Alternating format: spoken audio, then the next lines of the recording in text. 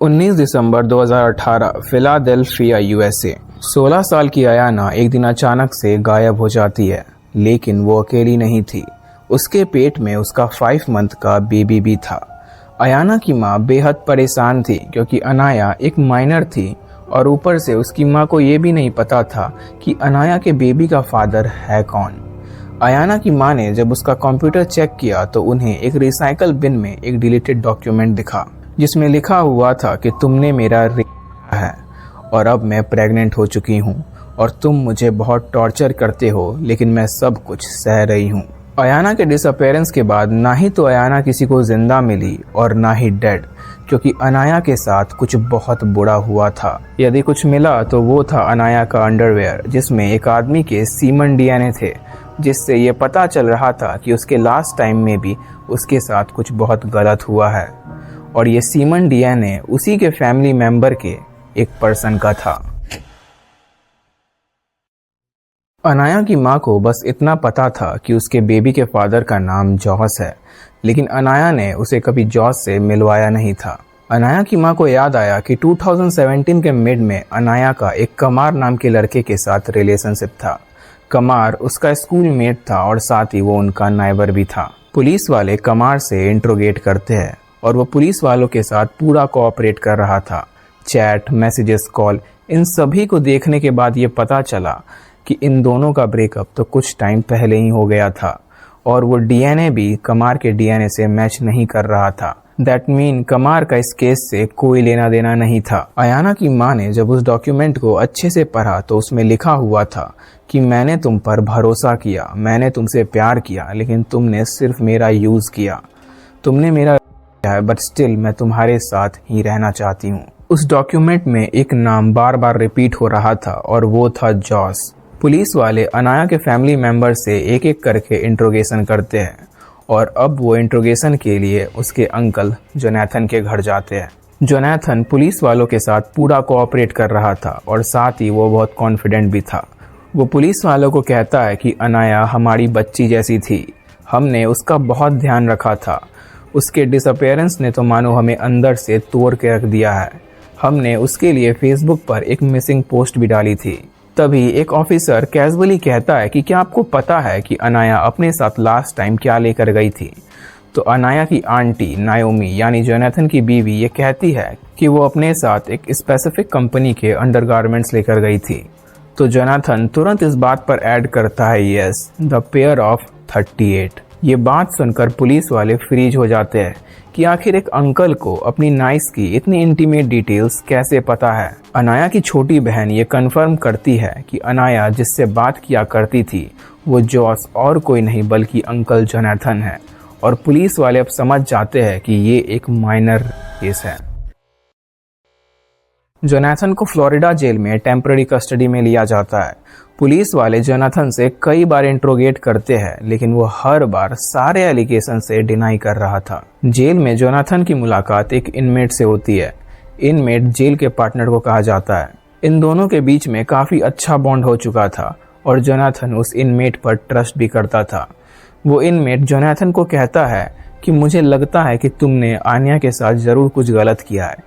यदि तुम चाहते हो तो तुम मुझे बता सकते हो, ऑल्दो हम सभी लोग ही क्रिमिनल्स हैं। वो इनमेट पुलिस वालों की तरफ से रिलीज किया गया था ताकि वो जोनाथन से कॉन्फेशन उगलवा सके और वो इनमेट अपने साथ एक रिकॉर्डिंग डिवाइस कैरी करता था। जोनाथन ने स्टार्टिंग में तो डिनाई किया, लेकिन कई बार पूछने के बाद वो कहता है कि वो ये बात सोचकर बेहद परेशान था कि यदि ये बात पब्लिक हो गई तो उसकी बहुत बदनामी होगी और उसकी पूरी फैमिली बिखर जाएगी। उसने सोचा कि यदि अनाया और वो उसके बच्चे को मार देगा तो ये बात यहीं पर दब जाएगी, लेकिन अब ये बात बहुत ही ज़्यादा ऊपर आ चुकी है। जोनाथन ने इनमेट को कहा कि अनाया के डिसअपेयर होने वाले दिन उसने अनाया को मैसेज किया था कि वो उसे 11 बजे पिकअप करने आएगा।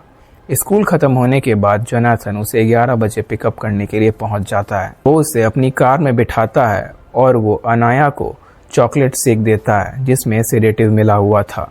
वो अनाया से कहता है कि तुम्हारी मॉम को हमारे रिलेशनशिप के बारे में पता चल गया है और अब हमें यहाँ से कहीं दूर भागना होगा। इस पर अनाया कहती है कि वो अपनी फैमिली को बहुत मिस करेगी और उसके ड्रीम्स का क्या, वो एक लॉयर बनना चाहती थी। जोनाथन कहता है कि अब ये सब भूल जाओ और अब हमारे बारे में सोचो। जॉन अनाया को अपने वर्कशॉप पे ले जाता है और वो कार पार्क करके उसे एक रूम में बैठने को कहता है। वो उसे कहता है कि तुम थोड़ी देर ही यहाँ बैठो, मैं तुम्हारे लिए कुछ सरप्राइज लेकर आता हूँ। अनाया जैसे ही अपना फ़ोन निकालती है वो उसके हाथ से वो फ़ोन छीन लेता है। वो पीछे से अनाया का नेक चोक करने की कोशिश करता है, लेकिन कुछ सेकंड बाद वो उसे छोड़ देता है क्योंकि उसमें स्ट्रैंगुलेट करने की हिम्मत नहीं बची थी। उसने अपने साथ एक 9mm हैंडगन रख रखी थी। वो उस गन को निकालता है और अनाया के चेस्ट पर फायर कर देता है और अनाया वहीं पर गिर जाती है। उसके लास्ट वर्ड्स थे, अंकल प्लीज़ मुझे मत मारो, मैं किसी को भी कुछ नहीं बताऊंगी। एंड फिर थोड़ी ही देर बाद उसकी जान चली जाती है। जॉन उसकी डेड बॉडी को एक ब्लू ट्रैप में पैक करता है और अपनी कार में बिठा लेता है। वो पास के ही एक इंडस्ट्रियल डंपस्टर में जाकर उसकी डेड बॉडी को 80 फीट डाउन द डंपस्टर फेंक देता है। नायोमी कहीं ना कहीं इन दोनों के रिलेशन के बारे में जान रही थी, लेकिन वो रिएक्ट नहीं कर रही थी। और अब पुलिस वालों के पास सॉलिड प्रूफ आ चुका था। अब सवाल यहाँ ये था कि क्या अनाया को उसके अंकल ने अपने सेटअप में फंसाया था या फिर ये कनेक्शन म्यूचुअल था। और नायोमी को जब इन दोनों पे शक था तो उसने पहले ही पुलिस वालों को या उसकी फैमिली को कुछ क्यों नहीं बताया। अनाया की माँ एक सिंगल मदर थी। उसके पापा के बारे में कहीं भी मेंशन नहीं है। दैट मीन कि अनाया और उसकी फैमिली पे उसके पापा का कोई भी रोल नहीं था। अनाया की माँ की बहन का नाम नायोमी था और उसी के हस्बैंड का नाम जोनाथन था। असल में अनाया और उसकी छोटी बहन जोनाथन के घर वीकेंड्स पर जाया करती थी। क्योंकि जोनाथन का एक बेबी था तो उसके बेबी सिटिंग के लिए वो लोग कई बार आते जाते रहा करते थे और यहीं से जोनाथन और अनाया के बीच में नजदीकियां बढ़ गई थी।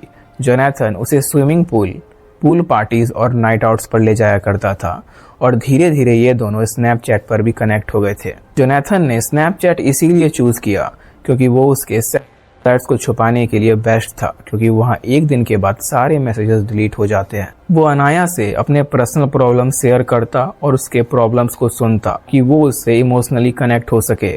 वो उसे मैसेज करता कि तुम बहुत स्पेशल हो और तुम बहुत ब्यूटीफुल हो। अनाया उससे इमोशनली बहुत ही ज़्यादा कनेक्ट हो चुकी थी, लेकिन जोनाथन के इंटेंशंस अनाया को लेकर बिल्कुल भी गलत थे।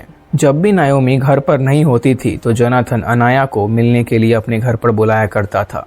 धीरे धीरे कैजुअल मीटिंग से ये इन दोनों के बीच में रिलेशनशिप डेवलप हो गया था और दिसंबर 2017 में अनाया को ये पता चला कि वो प्रेग्नेंट है और वो जोनाथन को बताती है कि इस बेबी का फादर तुम ही हो। अयाना ने जब अपनी मम्मी से कहा कि वो प्रेग्नेंट है तो अनाया की मम्मी उसके अगेंस्ट जाने के बजाय उसे सपोर्ट किया।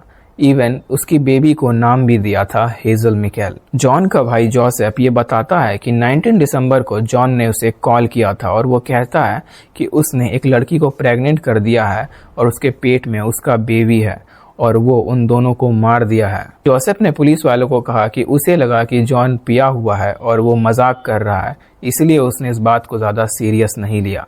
और बात रही नायोमी की, तो नायोमी को जोनाथन के बदले हुए एक्शन से थोड़ा भनक था कि वो अनाया से बात करता था, बट उसने इग्नोर किया। साइकोलॉजी में इसे विलफुल इग्नोरेंस कहते हैं, जब आप अंदर से फील करते हो कि ये चीज़ गलत है पर उस सच का सामना नहीं कर पाते। कोर्ट ने जोनाथन को life imprisonment the without the payroll.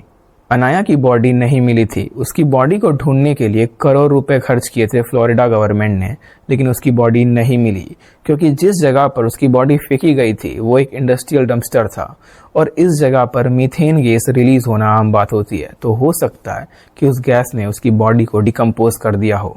So that is for the today. Stay safe. Thank you.